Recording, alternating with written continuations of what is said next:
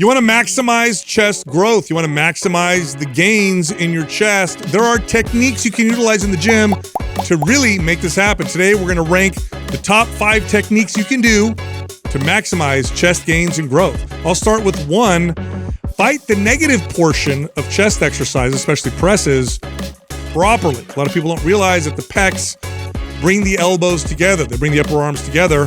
So when you're lowering the bar, fight that part of the rep. Fight the separation of the elbows to add more emphasis on the chest. Can we get the editing team to edit the comment or take a picture and edit the comment of the guy who did said nice chest to Sal? Yeah, old school. I appreciate that. That was you. Yeah, it was weak chest. Weak. Yo, what was it? Is that what it was? It was weak. Oh, I thought it was a nice chest. It said weak chest. Weak. Yeah. You know what it said. It just looks like it. I love this because I think that, I mean, if you listen to the show for long enough, you've heard me talk about that nobody focuses on the negative. And I remember the first time reading how important the eccentric portion of an exercise is, right? The negative of an exercise, how much more muscle you can build there, and that the protocol for that is like 4 seconds down. You walk in a gym, you look at anybody doing it, and everyone's just dropping the weight down and going back up.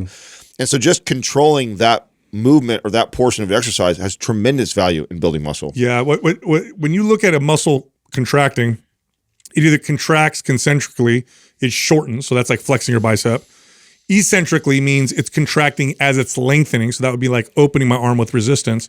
And then isometric is just holding a flex.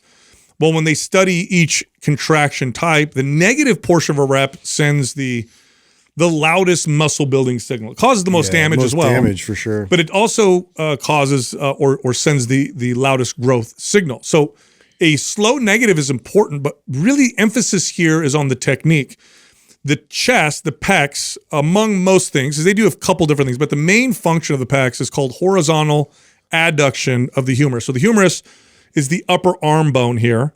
Horizontal meaning here in this plane here. And what it's doing is it's bringing that upper arm, the 2 upper arm bones, the humerus, together. So as I'm bench pressing, you can see that it's pulling my elbows together at the top. But as I lower, if I can think of the action of the pecs and fight that portion of the rep, don't just lower it slowly, but rather lower it slowly, but also concentrate on that separating part of the elbow, it makes a big difference. By the way, this isn't just based off of feel, although you'll feel it more if you try it, test it out for yourself. But studies show that when people concentrate on a muscle and focus on its function, or even just think about, by the way, just think about the muscle that they're trying to work, they activate more muscle fibers, which is cool because bodybuilders have said this for a long time. Like Arnold used to say this, when you're doing curls, I imagine my biceps growing. I think about them growing. Studies show that if you actually think about the muscle, that. Yes, you can actually influence that by just really concentrating. And 2, it provides that signal that your joints are safer. And so as you increase that amount of recruitment and you can tense your muscles to that degree, that's another thing that's beneficial in terms of now allowing you to produce more force the next preceding reps. Absolutely. Now, what is your take on how different people, because you'll see different people recommend elbow positioning when they're pressing. Some will have a tighter inward. You'll see some with more of a bodybuilding style where they emphasize flaring the elbows. So what's your opinion on the different styles of pressing? Is one necessarily better than the other? Is one superior for building muscle? Is one better for getting a better lift? Like, what's your thought on the different strategies as far as how to position your elbows in the press? If you're just trying to target the chest, because of the action of the chest, elbows flaring out is going to do that. However, you're going to sacrifice the amount of force that you can generate by doing that. So power lifters don't bench that way, right? Power lifters don't bench with the elbows flared out. Their elbows are more tucked as they're pressing. So you'll be able to generate more force. Leverage-wise, that makes more sense. Yeah, but you're also using more leverage, better leverage. You're using more of your anterior delts, the front of the delts, in that kind of a press. And the shoulder is in a safer position with the elbows slightly tucked. So it is a trade-off. That being said, if you're smart and you're not trying to both go for a max bench and flare out the elbows, right? If you're doing this by feel and treating it the way a bodybuilder would, which is how can I really feel this in the chest, control the rep, fight that negative, bring the elbows together at the top, then you're going to be okay. Of course, given that you have healthy shoulders and good mobility. So flaring them out is going to activate the pecs more. Yeah. But if you want a bigger For bench, that intention, that makes sense. yes. Well, so this is kind of how I've approached it personally and with clients, more so with myself though, because we're starting to get into, levels of like, this techniques and changing little things like this. Right. So when I'm lifting like singles, doubles, triples, and I'm going for max lifts, I'm going to toggle between the two of them. I'm going to More like a power lifter. Yeah, I'm going to lift more like a power lifter to get my bench up higher than it's ever been, right? So to get strong enough to carry a load that my chest has never done before and build that overall strength. And then I'm going to have phases of training where I'm focused on hypertrophy, and I'm going to be doing 8 to 12 reps, and the weight's going to be significantly lighter than what that is. And then that's where I'm going to flare the elbows more like a bodybuilder and really slow down the tempo and resist on the way down. And so I feel like getting comfortable with the heavy weight, doing it in the more powerlifter traditional way to get heavy and loaded and strong that way. And then when I lighten the load, putting myself, what you would argue is maybe more at risk for your shoulder because you're flaring it, but then better for the chest is how I would do that. Right. By the way, like machine makers, Hammer Strength was the first one to really, one of the first ones to really effectively do this with chest press machines, is understanding the action of the chest. Back in the day, chest press machines, and there's still a lot of machines like this where the bar's fixed, just like a barbell, right? It's fixed. But Hammer Strength started angling the handle so that as you press, the hands would come together. Yeah. Because of the action of the chest. This made Hammer Strength chest press, still makes them. It's smooth. Very popular because they work the pec the way that the pec needs to be worked. So when you're bench pressing, I mean, you can think just move the bar up. There's nothing wrong with that. But if you want to maximize and utilize this technique, what you think as you're pressing is bring the elbows together and then let the elbows come apart and resist that on the way down. And what you'll find is you feel it more in the chest as you're doing the press. That's funny. You're talking about driving the hands together. Like I actually pulled, like I focused on the grip, really gripping hard and kind of pulling apart on the way down and pushing inward kind of on the way in. But obviously they're fixed because you have a grip, but the intention of it was that. So that's the next technique, right? Yeah. So, and it's funny because you just named one for strength, but we're talking about building, right? The chest. Yep. The next one is to drive the hands together on all chest presses. All right, what does this look like on a barbell? Because your hands are fixed. You grip the bar real tight and you almost like you're trying to slide your hands together. That's the angle, or that's the direction of tension. As you're pressing and as you're lowering, you're also simultaneously gripping the bar and trying to bring your hand. Don't actually bring your hands together, but that's the direction of tension. That'll also activate your chest even more. Now, what you just said was the opposite. As you lower, pull them apart because you're maximizing force, which is a different conversation. So how you know something like this is so effective when a product is birthed because of it. Yes. Have you guys ever seen the sliding bar, the bench bar? Yeah, they did. I've tried it. It looks interesting. Yeah. I've never tried it. Yeah. I've actually never used it before. It seems a little bit ridiculous because it's my hands are sliding back and forth while I'm trying to press. But the logic behind it makes sense because of this, what you're talking about right now. Because of what you're cueing the audience to do to maximize their bench. This basically is incorporating that where it's sliding. By the way, when you try this on a barbell, you're going to lift less. So you take your normal weight, let's say you use 135 pounds on an incline press or a bench press, and 10 reps is usually what you can get. And then you're like, okay, what I'm going to do now is I'm going to grip the bar and drive my hands together as I'm doing the reps. You'll get like 3 less reps. It creates that much more tension in the chest as you're pressing. And that's the point. The point of this is it's a technique that'll activate the chest more, create more tension, and make your normal exercise more effective from a hypertrophy standpoint. By the way, dumbbells allow you to do this naturally, which is why a lot of people like dumbbells. Dumbbells for that Yeah, reason. when you're doing a chest press with dumbbells, you never keep the hands the same distance apart at the top. In fact, that's kind of weird, right? You tend to bring them together at the top, which is kind of what we're talking about here, but from a barbell's perspective, creating that inward tension. I mean, the dumbbell also allows you to drop down in your shoulders, kind of natural pockets and position to come down too, which is why I've always been such a fan of teaching clients on dumbbells for that purpose. And then as they progress, then you could go more advanced. With a barbell, you could load. That's the Yes. huge benefit. Why the bar? Because then one would argue, well, then why don't you just use dumbbells all the time? Yep. Because dumbbells are better for that, for what you're talking about. But the perk of the barbell is load. You're going to load. You're going to be able to load more than what you're going to be able to do. What's with interesting dumbbells. too about that conversation, not that bodybuilders have all the answers, but when it comes to hypertrophy, that's what they are. They're hypertrophy experts. And so I don't think people should train like bodybuilders necessarily, but I do think that there's a lot of clues in terms of technique and methods that, most people can utilize. And what you tend to find with bodybuilders is they tend to navigate from barbells to dumbbells as they become more advanced. You'll notice this. Bodybuilders will utilize barbells as they're coming up, and as they get bigger, they start to move more to dumbbells because at some point you get so big and so strong, handling max weight, the risk versus reward isn't very good. So then they go to dumbbells because of the fuller range of motion and bringing the hands together. Nonetheless, average person should use both because they're both valuable. Yeah. State and Liberty makes formal wear and suits for dudes who lift. It's comfortable and it fits good, and you don't have to get it tailored. Click right here if you're interested. Next is to really focus on the stretch on all fly movements. What we now are seeing in the data, in studies, is what old school bodybuilders have talked about for a long time, where the stretch is really a great way to stimulate muscle growth for any muscle.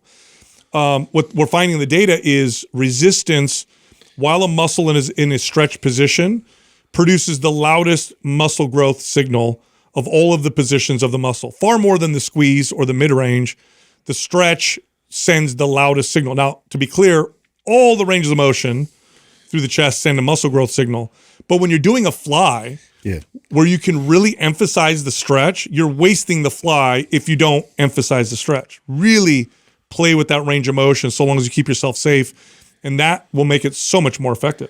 Well, it just seems too in that position it's the most vulnerable, and so therefore your body is very protective of that range of motion, and so it's like to build strength, and that must have a cascading effect. But even too, just focusing on end range, a lot of times we don't go through full range of motion in some of these movements, and you're missing out on that extra 30-something% potential of growth in your muscle. Well, I think the two biggest takeaway from this point is that one, you do it. You incorporate flies, right? Because there's some people that you'll catch that, just bench press all the time or just dumbbell stuff, and they don't like, because flies is lighter or it's harder or don't do it, whatever. One, do it. Two, when you do it, don't shorten the range up just so to go heavier. Emphasize the deepest range of motion of the exercise, because that's where the gold is at, right? Because that's the other. So one, I see some kids skip it, not doing flies. So don't do that. Make sure you incorporate it. And then the other mistake I see is the, shortening the range up just so they can grab heavier dumbbells because they put can the weight stack get lighter, get full range. Yes, right. So those are the two big takeaways from that. The whole point of a fly, in my opinion, I think there's a few points to it, a few valuable aspects of a fly. One of them is help connect to the chest, but that's a different conversation. The biggest benefit, in my opinion, is the stretch, because nothing stretches the chest like a fly. Presses don't really stretch the chest as effectively. You kind of get limited by the shoulder.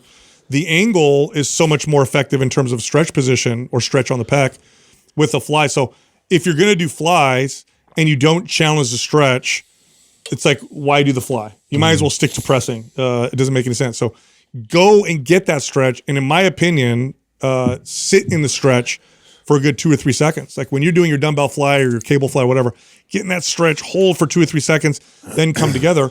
Watch what happens. Watch what happens to your progress. Next up, this one's one of my favorites because it's counter to what a lot of people believe, and we'll explain why. If you're going to rotate your hands on a fly movement, okay, the way that you should rotate your hands to activate the chest more is to rotate your palms down. Yeah, internal is to bring the index finger and thumb together, not bring the pinky together. So when you look at where the pec attaches in the humerus, because it attaches a certain point, if you want full contraction, you actually internally rotate the humerus to make that happen, not externally rotate. Now you'd see some people will do the external rotation thing and bring the pinkies together.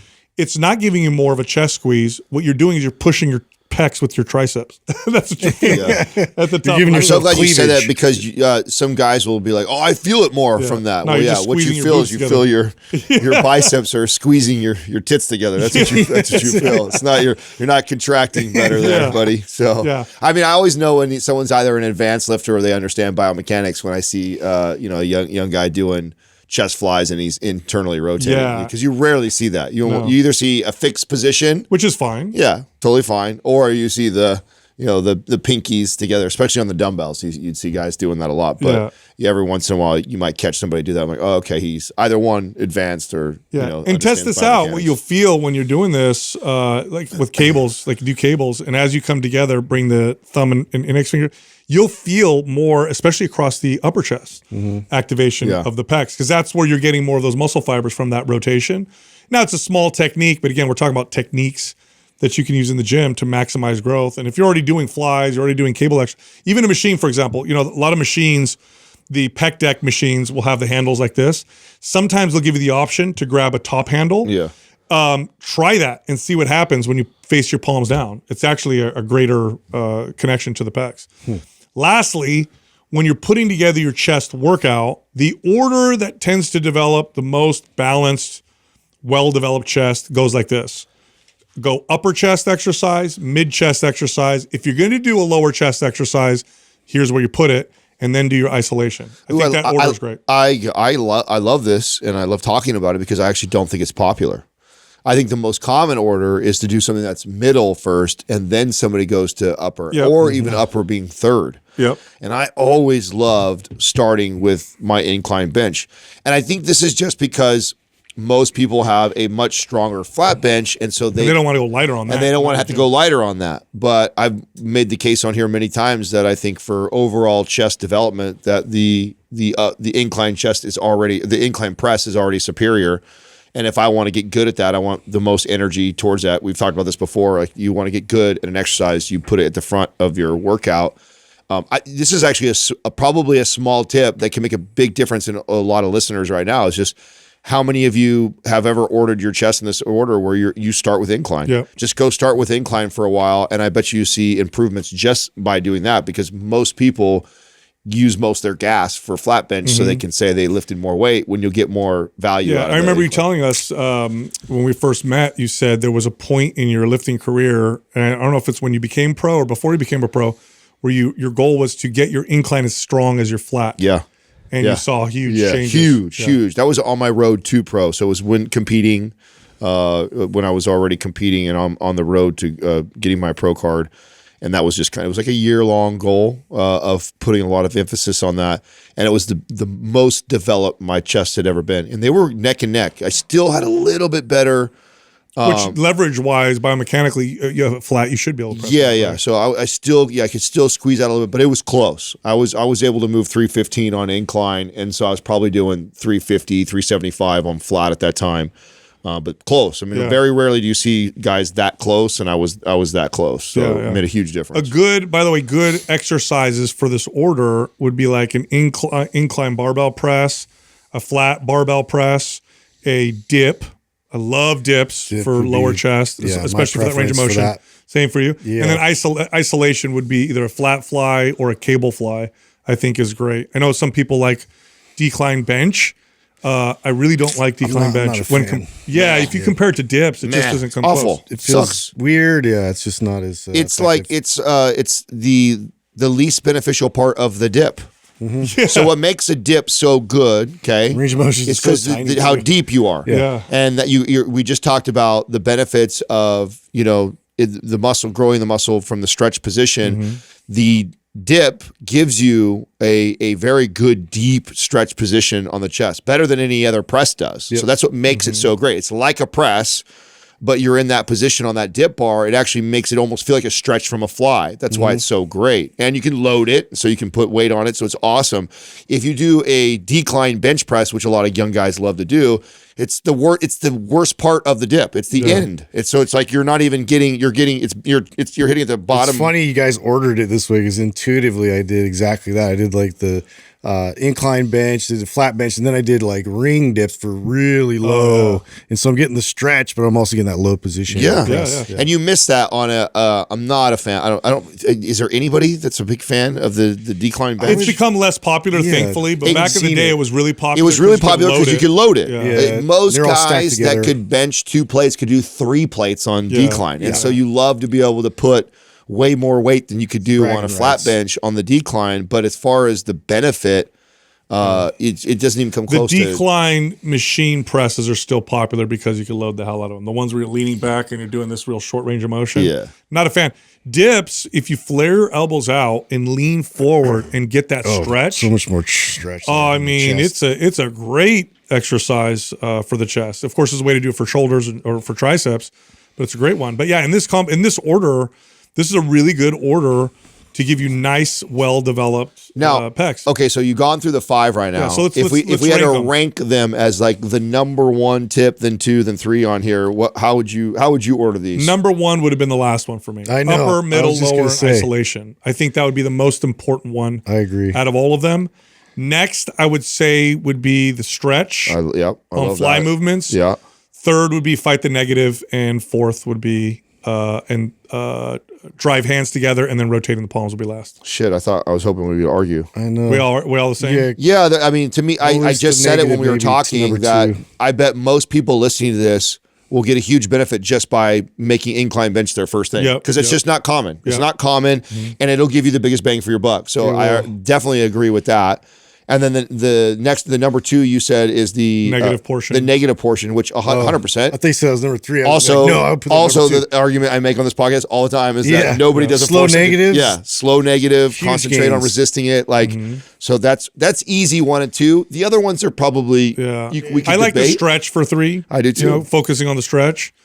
Driving the hands together would be 4, and then 5 would be rotating the palms down.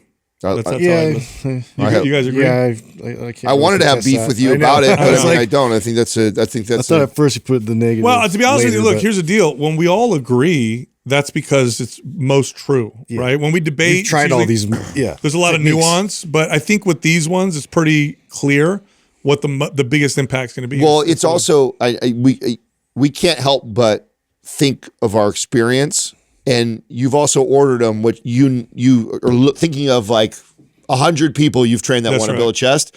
Like, what are the areas where you've been able to impact maximize? them? Like I've never had someone who's like, Adam, I just can't grow my chest. I'm like, oh, we just got to internally rotate. Yeah, you just got to squeeze. We just got to internally rotate those hands. They're like, dude, that's never happened. But 50 more. But pounds, I have got a client who I go, how often you incline? They're like, oh, I don't really incline that much. And I'm like, okay, we're going to start inclining. They're like, holy shit, blows their mind, right? So I think that's why we're all in agreement, is everybody's thinking the same thing. Is like, okay, I've never had anybody who I've done the internal rotation or what was the other one that was probably our last? What was our 4th? The drive hands together. Yeah. I mean, that's a cool cue. But again, 1 and 2 are good. That's a technique. Yeah, one and 2 are game changers for the listener right now. So if 1 and 2 you're not doing, you implementing that, and I guarantee you within months, you'll see a difference in your chest. Hey, sorry to interrupt you. Look, are you lifting weights, eating a ton of food, and struggling? You're not packing on any muscle. You're not building any muscle at all. You're not getting stronger. Well, check it out. We have a hard gainer guide. This can be your ultimate resource to turn that around. Pack on some muscle mass with our hard gainer guide. It's totally free. You can get it by downloading it, clicking on the link in the description below. Got some questions here. The first one, does a big bench press equal a big chest? Not necessarily. No, I'm evidence of that. When I was younger, I focused so much on, I like muscle development, but I like strength more. Okay. It's just more exciting to me. And so for most of my lifting career, up until I would say my mid to late 30s, okay, it was all about strength. How much can I bench press? And I have really strong triceps and shoulder, especially triceps. And I got my bench press significant. I got it up there. I had a 375 or 365 at one point, definitely over 300 pounds. And my chest always lagged. It wasn't until I decided later on in my lifting career as a full-on grown adult where I changed my technique and I moved away from maximizing leverage and weight to feeling the chest. And the best chest development I ever got throughout all my lifting has happened in the back half in the far back half. I'd say the last quarter of the time I've been working out. Well, I mean, the other best way to explain this or show this as an example without picking on yourself is look at the greatest power lifters that exist in the bench and compare him to your average bodybuilder. Yeah. I mean, your best power lifter in chest, he's gonna have a chest. Like you don't put 1,000 pounds up and don't build somewhat of a chest. Bone, yeah. But I mean, it's nothing compared to any pro bodybuilder. Like if you're a pro bodybuilder, your chest development, I guarantee, is better than the best benchers. In It the won't game. hurt though. Having a good bench won't hurt. No. I think especially in the first 3 years of training, it's important. No, I agree, but it doesn't necessarily equate to a big chest. No, especially because it's such a complex lift, and the way you drive through the, with your feet in the ground, you tuck your elbows, keep your chest real high, maximize leverage. You could really take. I've seen some wiry guys put up some numbers. Yes. That always blows my mind. But yeah, there's definitely a lot more to building strength. I think sometimes than really building size and hypertrophy is a kind of different pursuit. It is. I'm the opposite of you, Sal. Like I didn't care about the strength thing, and my chest was one of my weakest points. I talked about this. I had an uneven chest. I was very weak. If you've heard me tell stories of when I first started in high school, and my buddies, it was 3 guys, 2 of them spotting me, 1 guy pushing my shoulder down. I was a mess, right? Couldn't even put a plate up. And I built a pretty good chest without having to lift crazy weight. I got up to lifting weight later on where I could bench decent, but I was never a really strong bench presser, and yet developed a pretty good bench through a lot of the techniques that we're talking about. How many sets per week should I do for chest? The studies on this are quite interesting. It's probably, because it's very 12 to different. Yeah. 12 to 20. About 12 to 20 per week. Now, does that mean less than that's not going to grow your chest? No. A lot of people, 6 sets a week, you'll get great chest development, especially the first few years of lifting if you're consistent with it and you have good workout programming. Also, there's a lot of people that 12 sets is too much. You're going to overtrain. You're burnt out because you're stressing your life. Your diet isn't great, or you just haven't trained in a long time. And then there's some people where they go upwards of 30 sets or 40 sets per week. But most people is probably around, I would say between 9 to 12 is probably going to cover like 85%. What do you guys think? Yeah, this is a really interesting conversation because I've seen such a wide spectrum on this, and then I have my own experience too that's also evolved and changed. What I mean by that is like there's periods of time where I know I was doing 25, 30 sets of chest before.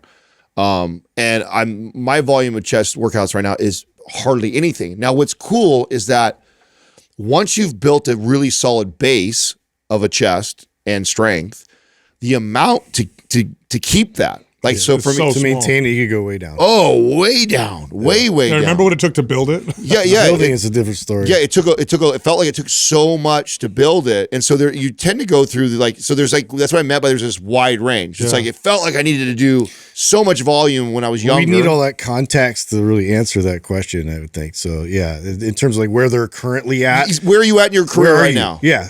How much of a beginner are you? How much time under the iron have you had before, and like what are you currently doing? And then we can kind of craft and alter it from there in terms of better diagnosis. But yeah, because sometimes it's like just a change of format. Like you could get a lot of output in terms of changing the tempo or changing the acute variables around. What I will say though, and I like Sal's answer of most people to be like this 9 to 12, is what I can tell you is a mistake. Somebody listening right now that thinks they're the person who needs 25 sets probably also is doing 25 sets of a bunch of other things too. Yeah. And they're in a plateau because they're applying so much volume to everything. And they're not they just want to keep adding on top of the volume. Yes. And so you got to take away from somewhere else. So be careful if you're that person who thinks you need 25 sets to build a chest at all, and you're doing 25 sets of almost everything. Because I fell into that mess too of like thinking just more of everything. Sure. And honestly, most people,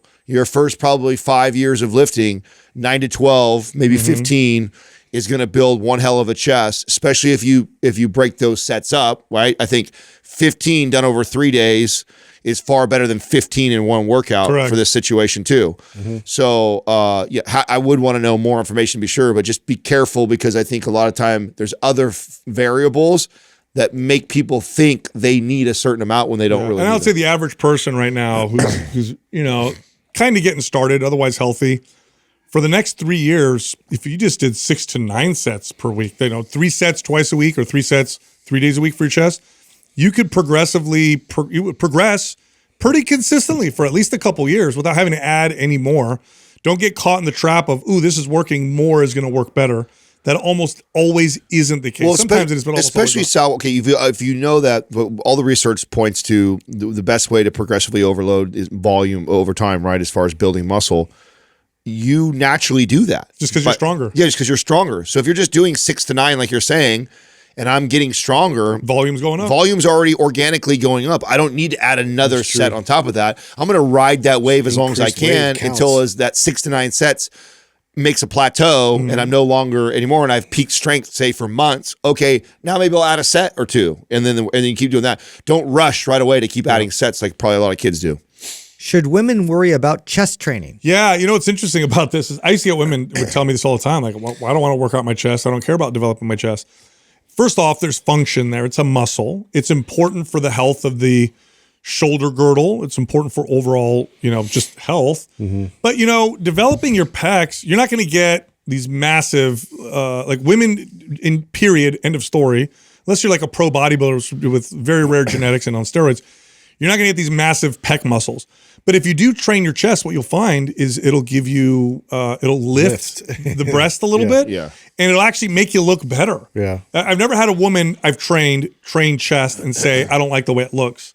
They almost all say this looks great. So I never skipped chest training with female clients. I mean, I have. I don't ever recommend it, and I won't intentionally go program that unless somebody asks me or say they don't want to. I've had a lot of women before that have Augmentation. breast. That's the only case, I've had. And Because sometimes that can cause problems. Well, not only that, but also here's the logic behind that. We're already in this closed position of forward shoulders, forward head, and then you also get breast implants, and so that kind of tightens and brings everything forward. One of the things the doctors that you're in, anyone who's ever had somebody who's gone through that surgery, you're in this kind of rolled position for a good 6 weeks or so after that surgery, and then you have to slowly work those muscles in your back. And very few girls I've met do the work necessary to get their posture back to where most of them stay rolled forward. I've met a lot of girls that end up doing breast implants. We have frozen shoulder. And they have this rolled shoulder because they didn't put the kind of,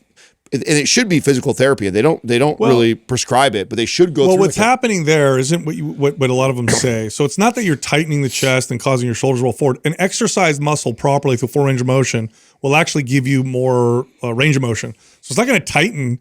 But what happens when you have under the muscle implants, contracting the pecs really hard can move the implant and cause the capsule where the implant sits inside to become wider. And so what some women get with under the muscle implants is if they're really benching heavy and hard over time, is they'll go to lift and their implants will move and shift. And that's the risk. I've always looked at it as it's less about the chest. It's more about the weakening of the upper back. Yeah. So it's like, I'm not worried about chest pressing that client because I'm worried that it's going to shorten up or tighten their chest more. Keep their back strong. I want their back strong. So the amount of volume that I probably would have put, let's say for a male client towards their chest, I just add that volume to their upper back to try and get them into optimal posture again. Yeah, so that's kind of the thought process. And then if I get them there, then I'm like, hey, we can include chest, or if they don't care, then I don't care. But that's the only case. But I would never just not do that with somebody unless they specifically asked or had a situation like that. We have a special in February, MAPS Anabolic and the No B.S. six-pack formula together. These programs were actually created to be run together. Great for building muscle, boosting metabolism, burning body fat. Get them both of them, for $59.99. You can check them out at mapsfebruary.com. All right, back to the show. Are push-ups a good chest exercise? Yeah, they're not bad. They're not the greatest chest developing exercise. You're in prison, they're awesome. But they're not bad. You know what they're good for? They're good for trigger sessions, volume, getting a little pump. So what I mean by that is like, not too damaging. Oh yeah, days off in between, and you want to add more volume to your chest. Let's say you could rep out 50 push-ups all at once. Do 10 push-ups 3 times that day. That's it. 10 to 15 3 times that day. Get a little bit of a pump. Add that to your routine. Watch what happens. I love them a lot more than I used to. And I think that's, and this might be me getting older or something. I don't know. Movement. Yeah. It's like we lack movement so much. And you know, obviously I would love my clients and myself to get into my garage and get a full lift every single time. But it's like sometimes just like between a commercial, watching the Super Bowl the other day and just like, you know, just get down there and mess around with my son and bust out 25 push-ups like that. It's like just so good. And if you can create those habits as with your clients to do that, man, I just think that there's tremendous value in it. It's just a signaler. Yeah. It's a great little tool that you can just, and I do it with my son all the time. We get competitive with it and we just drop and get push-ups in. And it's like, well, let's say it's not too damaging. You can really build volume with that quickly. Like they see those numbers go up and real quick. It's exciting for new people to fitness because it's like you see that strength gain almost immediately. It is. It's so simple to get the average person to just kind of do it. It reminds me of kind of the way we communicate walking today versus how we used to. Like if you ask young trainer me too, I'd be like, oh, fucking push-ups aren't going to do shit. You're going to build a chest. You need to low. You know, I would be like that. But what I think now, it's like, it's such a easy way to get somebody into moving and doing active stuff. And so walking and push-ups and bodyweight squat stuff, like, man, I love that. And I wish if you had a desk job and every other hour you did a bodyweight exercise for 3 minutes, like how exceptionally. I mean, I wish our culture was better about this. Like, I wish we all grew up where like teachers did it in school, and like it's just like a thing that everybody did. Like, can you imagine? All right, if, like, get up, do some just like you just push-ups, everybody like just did that before school in the middle of the day, and like it was just it would just be so good for us to do that. And so for those reasons, I'm a huge fan for it. In the pursuit of, I'm trying to build the most ultimate chest. Like, just doing that, we're going to need some more stuff. But I mean, it's good for you. Any chest training advice for those with shoulder pain? Yeah, you know, if you work on shoulder mobility and stability, you should be able to get to the point where you can do pretty much any chest exercise. Common areas to look at is your mid-back strong? Are you able to pin your shoulders down and back as you're bench pressing? Do you have strong stabilizers? We often refer to some of the stabilizers like the rotator cuff, right? The muscles that attach to the rotator cuff. Are those, your supraspinatus, infraspinatus muscles, are those strong enough to stabilize your arm while you're pressing? Does your scapula move freely with your upper arm, or is it kind of stay pinned down or out? Like shoulder mobility movements, like handcuffs with rotation is great. Wall circles are really, really good. Stick dislocates are really good. All of that are great ways to really improve. I mean, I have almost 100% record with people coming. The times when it's difficult is when people have like a real limitation, like I had this removed or this bone was, whatever, resected. Yeah. But I have almost 100% record with clients who had, I can't bench because of shoulder pain. And we would, so long as nothing was torn, I was able to get them to bench. A lot of it is mobility related in terms of stability and really creating that, your muscles responding to force and keeping them in place, and to go through in the drills and make sure you're not protracting too much in your lift, because that's going to be problematic. You're going to end up with impingements, and just in terms of setting yourself up correctly too, and getting a little more retraction there, like before performing a heavy lift. Like all these things matter because now the force can evenly distribute and it's not going to stay in those concentrated areas where you're going to get pain. I'm so glad this was a question, because I feel so passionate about this that if I could go back and do this episode, this goes number 3. Oh, yeah. I think that even if you don't have shoulder pain, reinforcing the joint stability in your shoulder is such a limiting factor. Is such a limiting factor for the average gym bro who wants to build his chest, that this goes number 3 for me. You're going to hit a wall like predictably. Yes. And I wish somebody would have told me that. So if I could go back and redo this episode, this makes it to the top 5 points, and it goes number 3 for me. Like, I literally think right now, if you're listening and you don't put any attention towards shoulder mobility and stability, which same thing, right?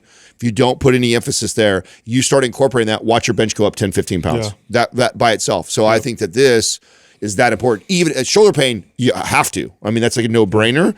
But even if you don't have shoulder pain and you're listening to this, it will limit you if you don't focus on it. Yes, you got to do. You get strong enough. What's funny? If you don't have shoulder pain now, you eventually will if you don't put that work in as you get stronger in your chest. So it may as well start practicing it now, because you'll get the benefit. You'll reap the benefit from it, and you'll need to no matter what down the road.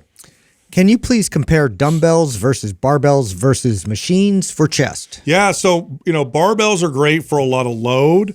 There's a balance component involved, which means some stability is involved. Dumbbells even more so than barbells, and they also have a greater range of motion. Machines are good for isolating, concentrating, and creating less damage. Like a chest press on a machine to failure is going to cause less or require less recovery than It's less taxing. with a barbell or a dumbbell. But when people ask this question, it's like versus, but really it's like use them all. Yeah.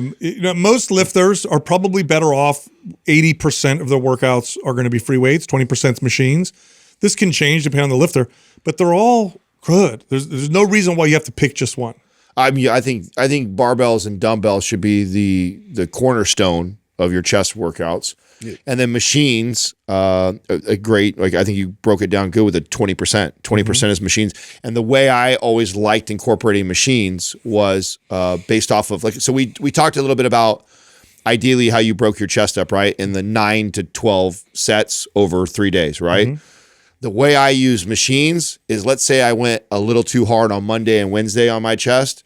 Friday, I might do machines because I'm still recovering. So that's a perfect example of like how, and let me tell you, you lift long enough, you're going to overreach. You're going to have time, or you're going to think that wasn't that damaging and it's going to do more damage than you expected. And so I love incorporating machines when my chest still feels like it's recovering from the heavy dumbbell or barbell work that I've done before. Great time to slide in machine work. And so 100%. I think that organically just kind of makes 20% when you program it like that. 100% how I used to do it. All right, I know you liked that episode. If you did, check this one out. 30% body fat. For men, this is way too high. This is actually a bit high for women as well. So in today's episode, we're talking about how you can go from 30 to 10. What is 10% body fat? This is when you have a visible six-pack. Can you go from 30 to 10%? Yes, it's possible, but not if you guess along the way. So we're going to talk about how you can do that in today's episode. Now, there's a huge range, right, of like body types. Yes. Some people can run a little bit heavier or a little bit higher body.